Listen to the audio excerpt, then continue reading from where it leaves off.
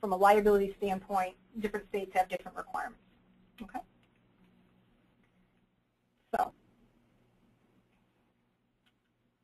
this is just an example of a state law notification requirement. It's a risk of harm trigger.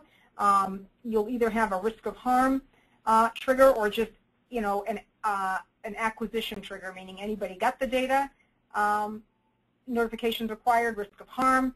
Under certain states, the different bucket that, you know, the assessment can fall into is only if there's really been harm to individuals do you have to then notify. It requires a judgment call to be made by the organization. So if we go to the next slide, risk of harm, New York has an acquisition-based trigger. So if anybody just gets the information, that's enough. It doesn't matter whether there's any harm to anybody or not in terms of the patient data that was exposed. If there's been authorized access, then there's a trigger for notification.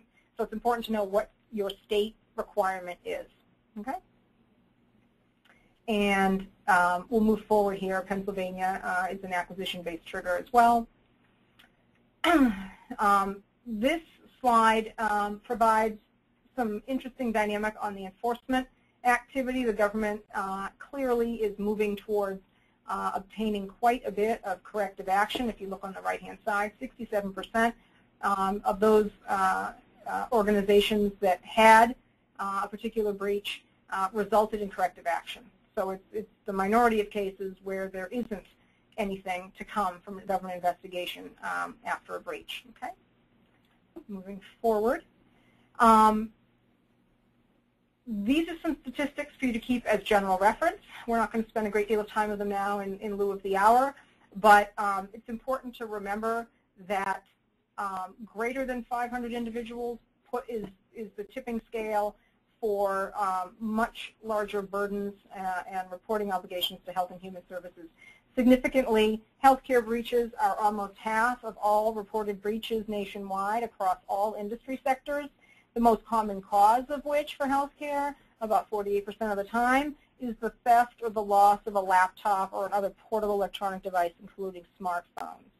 So these are the #1 sources of data breaches, not so much the network security hacking issue, but the loss of a laptop or the loss of a portable device, a BlackBerry or cell phone, with access to PHI on it.